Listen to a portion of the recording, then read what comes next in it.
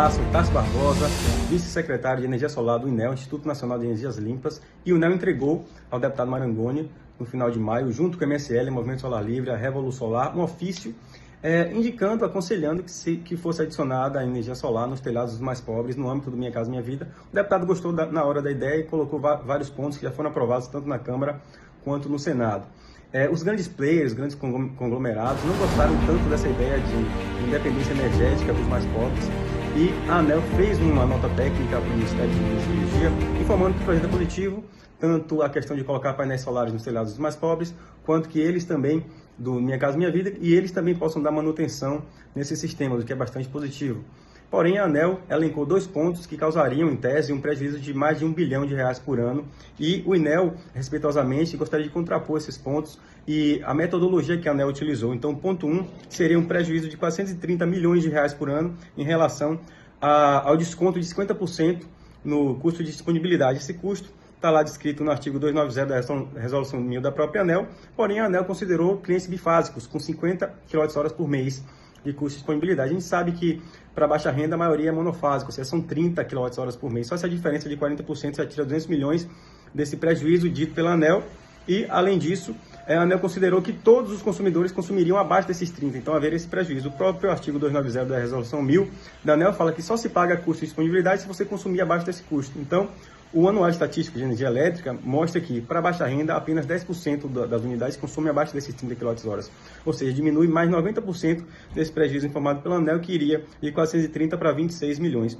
O segundo ponto seria a obrigatoriedade da venda da energia. O mais pobre que sobrasse um pouco de energia no Minha Casa Minha Vida poderia vender o excedente, a concessionária seria obrigada a comprá-lo. E a ANEEL falou que haveria um prejuízo de 663 milhões de reais por ano. Porém, primeiro, conceitualmente, se eles são obrigados, se nós, unidades consumidoras de baixa tensão, somos obrigados a comprar energia da concessionária, por que as pessoas mais pobres não podem obrigar a concessionária a comprar através dessa lei? Então, conceitualmente isso já é válido. O importante é se ver o preço dessa energia para que não possa encarecer a energia dos demais, a fatura, a conta de energia dos demais. Então, a ANEEL falou que são 663 milhões de prejuízo.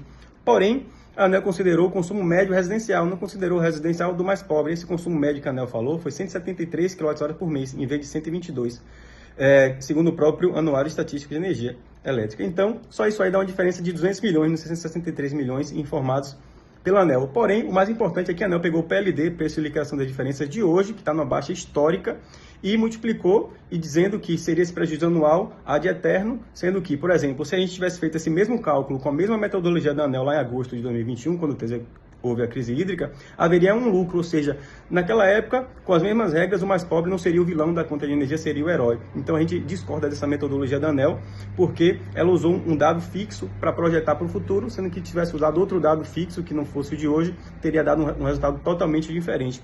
Então a gente pensa que o VRES, que é o valor de referência que a lei diz que tem que ser usado, esse valor poderia ser alterado para, por exemplo, o valor do PLD, um outro valor similar, que não causasse prejuízo aos demais. Então, a gente fez uma simulação considerando que o valor de venda de energia que as concessionárias seriam obrigadas a comprar fosse o mesmo do valor que essas concessionárias venderiam para o mercado, ou seja, não haveria nenhum prejuízo em nenhum quilowatt-hora na compra e venda de energia. Dessa forma, o prejuízo seria zerado.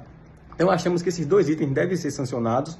Essa parte é muito técnica, então a gente deixou isso por escrito para análise. O INEL continua à disposição e o INEL sabe que o presidente foi eleito democraticamente, principalmente pelas pessoas de mais baixa renda, para que fossem feitas políticas públicas para eles, políticas de moradia, de energia limpa e renovável, e temos assim a convicção que o presidente será sensível a essa pauta e que irá sancionar os principais pontos. Obrigado a todos, continuamos à disposição. Uma boa tarde.